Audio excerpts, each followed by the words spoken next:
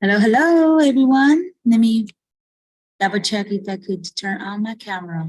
Looks like there's some hi, everyone. I hope this will work. I don't know why sometimes it automatically stop my video because now I'm in the meeting conference area. I hope the internet connection is good enough. How are you, everyone? I'm now in Orlando, inside of a Hyatt Regency Grand Cypress resort, and the whole day we had a great all the sessions related about eczema expo. Some of you may be not familiar with this, but this is like in the health industry, and also for all these patients with eczema. Myself, my family, my daughter especially, she struggled for a few years of this condition.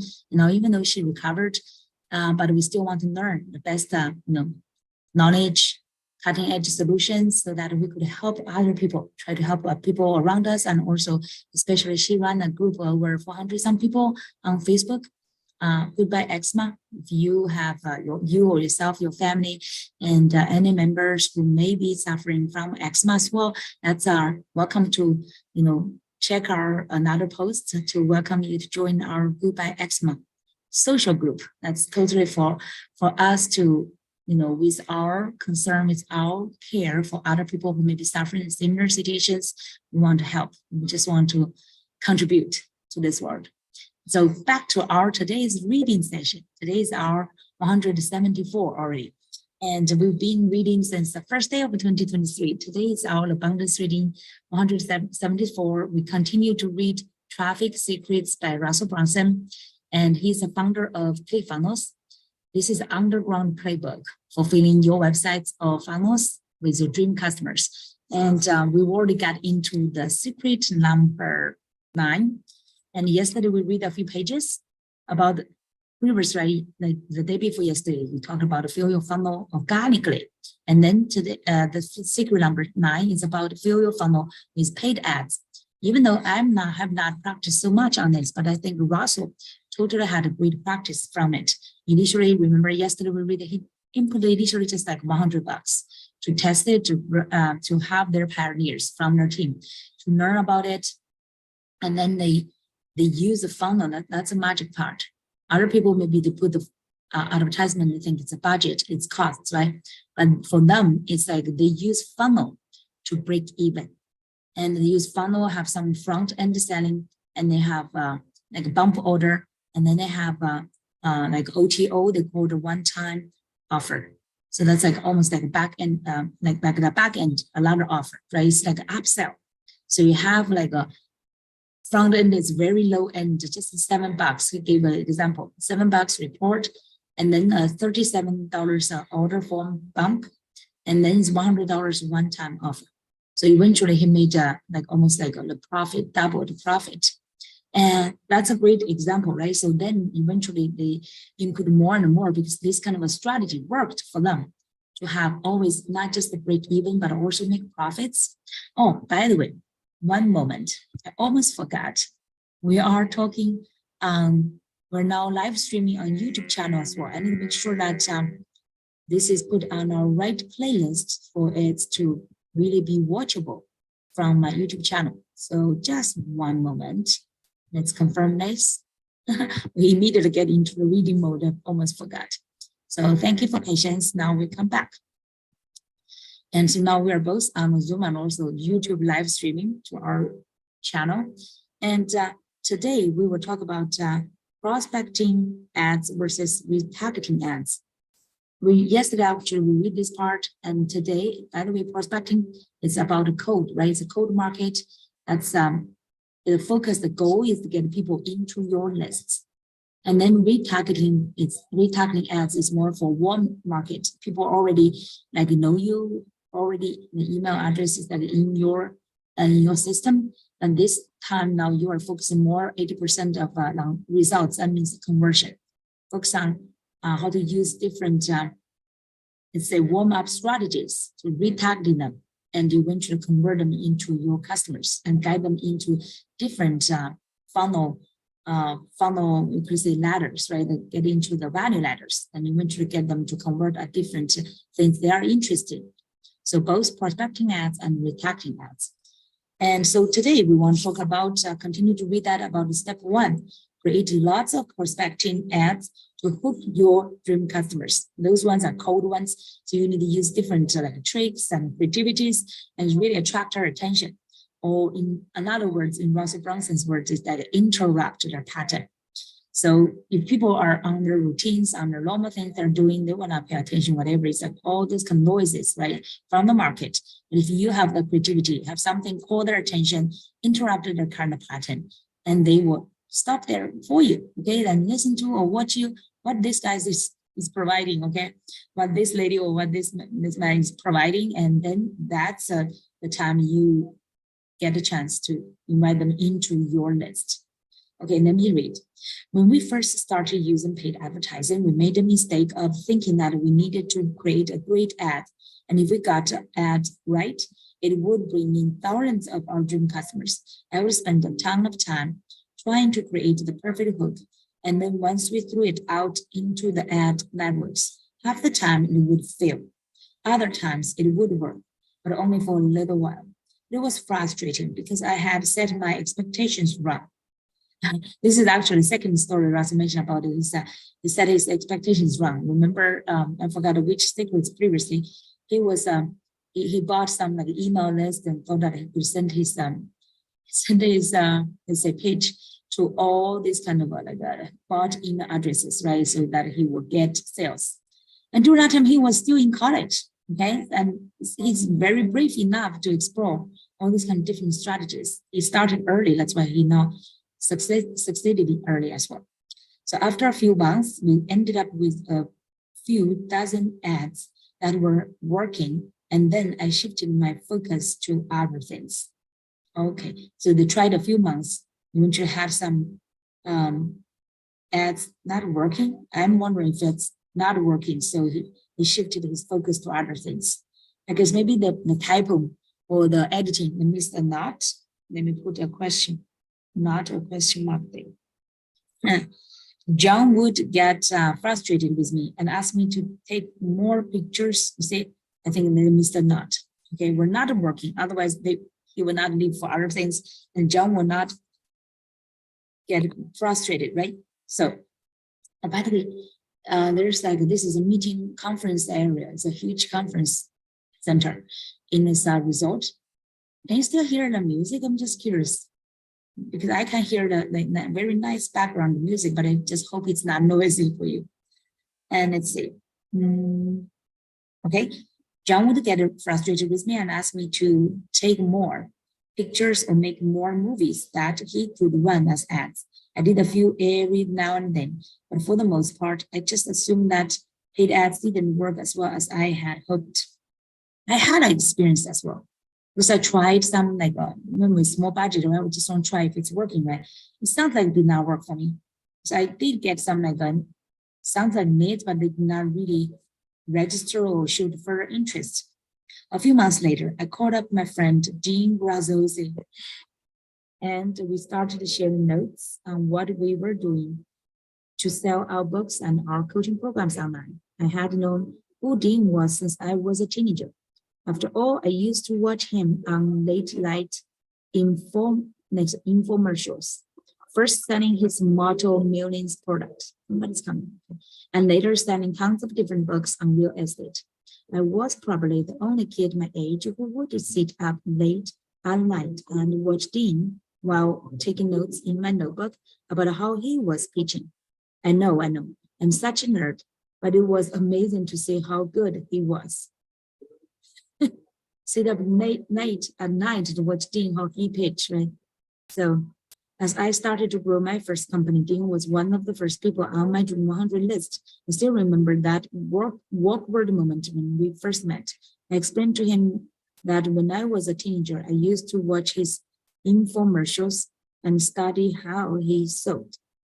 He loved, and we've grown a mutual admiration for each other as we've gotten to know each other better. I have become so grateful for times when we had a chance to just brainstorm on what was working at that moment.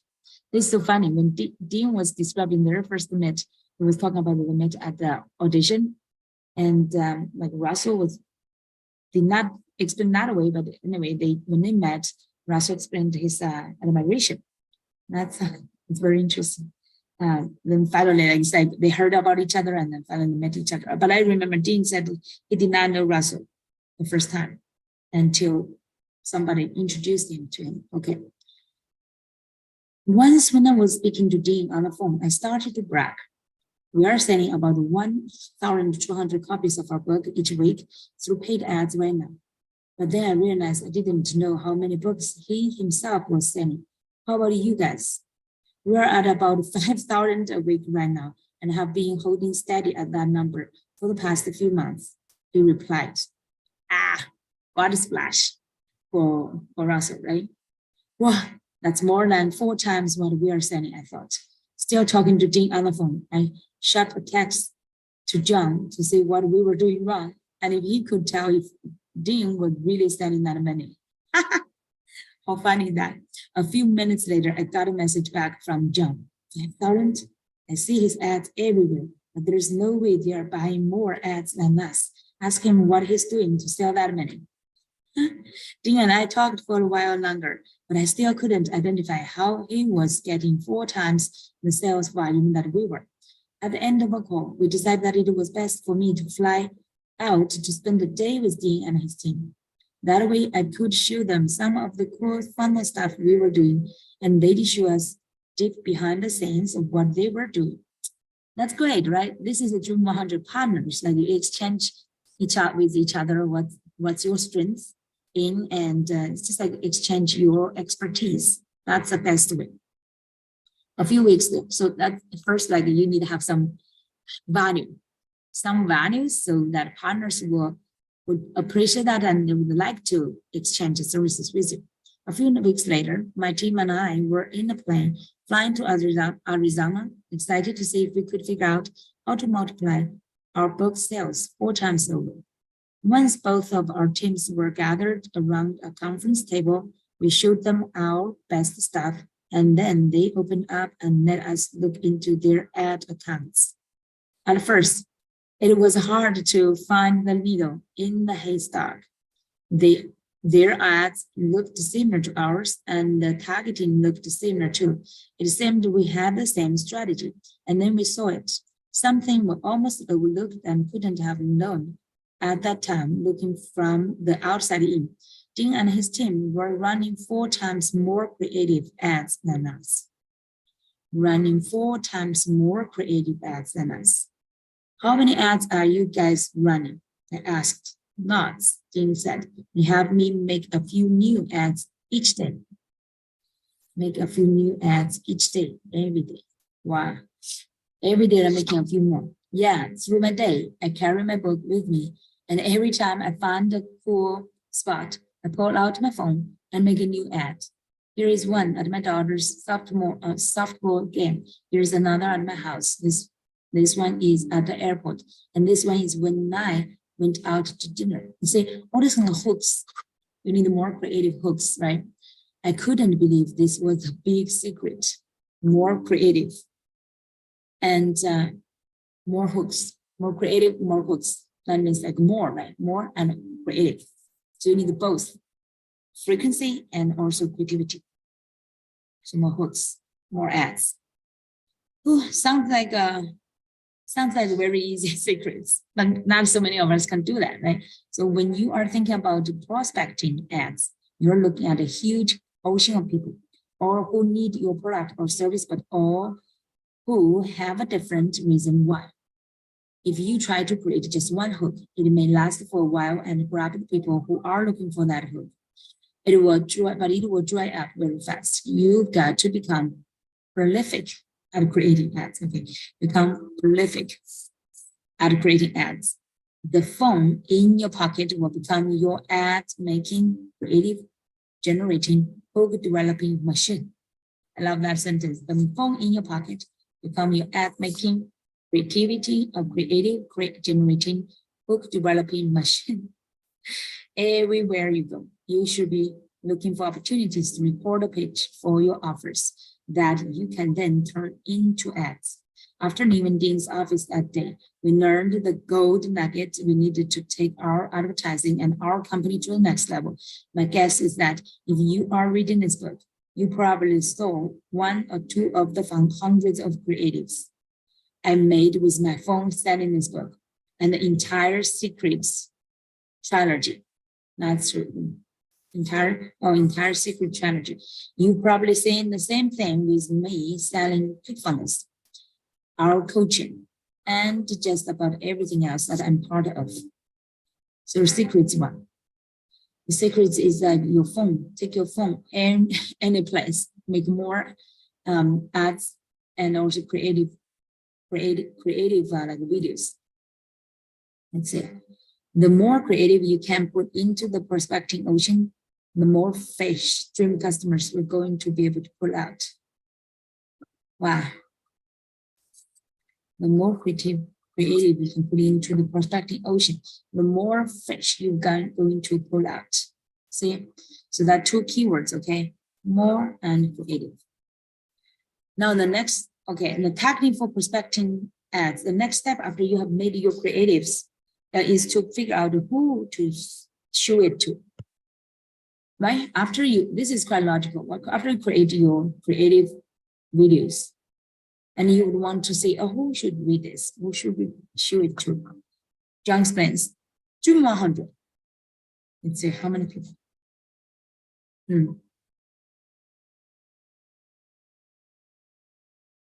So John mentioned about 3. Dream 100, ideal customer avatar. Oh, there's more. One more. Overlapping sections of multiple audiences.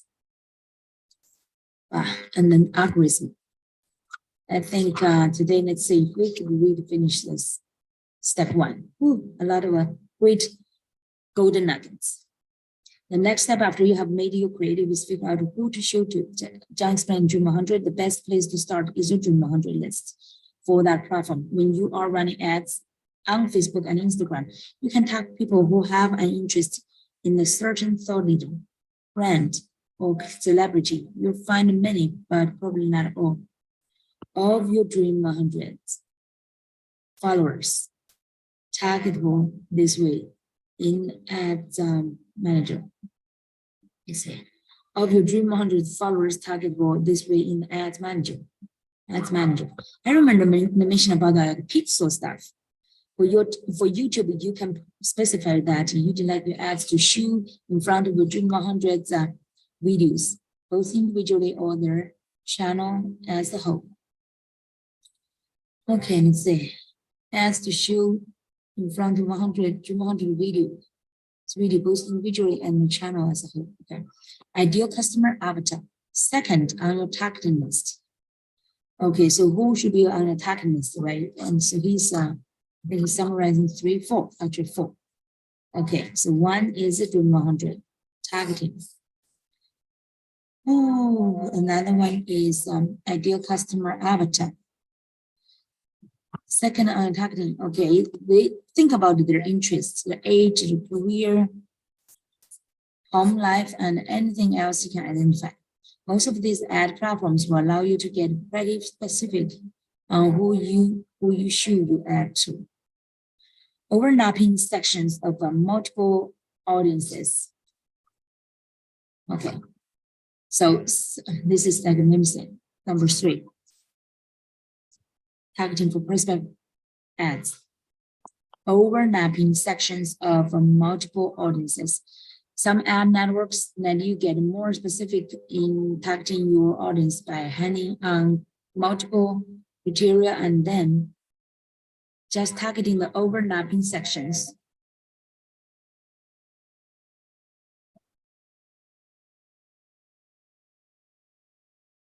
Think of 3 overlapping circles, each representing one of the audiences above, and then imagine the center area where they all overlap. Okay, there's overlap part. This center area represents a sweet spot where your dream customer is most likely to be. And that's actually a little bit like, say, like the passion, or like figure out a niche. And here is an example: Tony Robbins, business owners, and rest of the women have a total chat or map And let's see. Show this chart. Okay. Actually, very simple. As you can see, very simple, right? This chart. Tony Robbins, for example, Tony Robbins and business owners and women. So that your ideal customers with Tony Robbins audience together, that's your sweet spot, your dream customer. All right. So let's see. An example of this would be to not just target Tony Robbins followers in one category or in one campaign. Business owners in a larger and women between the ages of 35 to 55 in the third campaign. But instead to have one campaign that require the viewers to be in all three of those categories in order to be shown your ads. Being smart with your ad audiences and laying them and layering them can really helping you cut down and improve your health. So, okay. Now the number 4 way. So the first 3 way, Dream 100, ideal customers, avatar, overlapping sections of multiple audiences, and finally targeting prospective ads is algorithm. The last thing, and honestly, where the networks are working toward is for you to rely on the algorithm to do a lot of the legwork for you. You see, once you have a few hundred people engaging with you, you will see it. Clicking through to your funnels and becoming leads and buyers. You've generated a pool of data. You've begun to prove exactly who it is that is responding to your advertising efforts. The platform algorithms can work with the data and actually start lending a hand in your targeting efforts. In Google and YouTube, they are called similar audience. And in Facebook, Instagram, they are called look-like audience. In both cases, you decide which budget to use as the source. The algorithm then looks deep into who those people are and then matches up others in your prospects. Okay, let's see. You decide which bucket to use as the source. The algorithm then looks deep into who those people are and then matches up others in your specific geographic range who are most similar to them, and thus most likely to care about what you have to offer. Whew. This is I know today is because of a whole this meeting. Okay, I have the meeting. I'm a little bit tired, but I really want to finish just two more. So I want to finish step 1 to make it complete. Okay. Now, 80-20 rule for prospecting. One thing to note when running prospecting ads is that this type of ads are the most effective, expensive. Okay. Prospecting ads the most expensive, but they are vital for 2 reasons. First is through prospecting that you find out who is actually spending to your ads, so your targeting becomes more on point. Okay. Second is prospecting that find your retargeting buckets. If you stop prospecting, you'll soon find yourself with no one to retarget to. Here is a word of warning from John before you start running your first prospecting ads. I've been coaching small business owners and entrepreneurs for many years on their paid ad traffic. One thing I consistently come up against is a business owner who thinks it's too expensive to make sales doing ads. If they are too serious, too busy, if they are too hasty, they'll prematurely turn the prospecting campaign off. I found though that if they understand how the 80-20 rule applies to ads, they will better know what to expect. When you put up your first ads, they almost always go into a colder audience, a group of people who don't know you and don't know what you have to offer. It will always be more expensive and less efficient to advertise to this crowd. Okay, so, but everything has a start, right?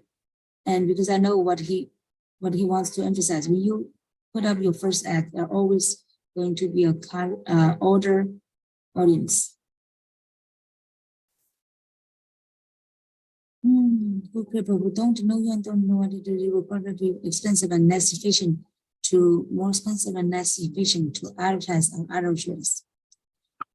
Results will come slower with those prospecting efforts, and the cost to get ad or a sale with, let's say, will be much higher, sometimes even so high that you are losing money to begin with. In fact, don't be surprised if you spend 80% of your advertising budget in let's say in this category and only generates 20% of your results. But if you hold strong, there is a light at the end of this funnel. You see, well, one purpose of the patient, let's say, one purpose of the prospecting campaigns is to generate some leads and sales upfront. The bigger purpose is to fill all your retargeting audience, including your social followers and lists. As people begin to engage with your ads, they may subscribe and follow you, which you don't have control over, as well as be added to specific retargeting audience. Okay, add to specific retargeting audience. It's from these new followers and recognizing audiences that you will often see 80% of your results while only using 20% of your budget. As you use both of these strengths in tandem.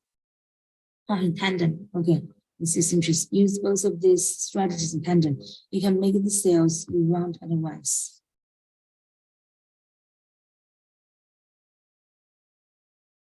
Say you want at the cost you want and grow your business efficiently. Oh, okay, that's for step one. I definitely need that, remember to subscribe to our YouTube channel because I feel like my mind is not fully here. Okay, it's just like I need rest. So this part I was not reading very efficiently. I made quite some mistakes, but I will get on our Instagram to have a brief, to have a highlight. So that's a chance normally for me to review quickly and grasp the major points. Because sometimes if you are reading, you're inside it, right? You're inside it, you lose the view of what you are in, right? But once you could review it and have a higher, bigger picture of it, then you understand. And then I'm going to get it better. I will share that highlight on our Instagram. Okay, so make sure that you will follow us as well and subscribe to your YouTube channel to get the whole content about the both practice and the inspirations and learning. Okay, cool. So that's oh my god, this chapter is a little bit long, so we will read tomorrow as well. Okay, everyone, thank you so much. Today is Friday night, and we had a great quiz night, very crazy. The quiz is very fun for some groups and competition with some facts, knowledge. I told my daughter, her age, like a young age, teenager age, right? Like in kids in 20s, I think, 20s and beyond, and before, they are. Hold on, let me pick up something. They are facts-based knowledge and learning because they have better memories. But I think for people who get into middle age, our learning method is not facts anymore. It's based more on the meaning, on the logic, on what's behind the meaning, right? So it's much easier for us to remember those instead of facts. I'm not so horrible about all these quiz. They ask you about all those celebrities' names, all these movie names of Disney themes, or everything. All those facts, I'm not good at that. So I just feel like very interesting. So all these years of coaching, I'm more like into that kind of understanding and meaningful mode instead of just like memorize all this kind of knowledge. So very interesting discovery tonight.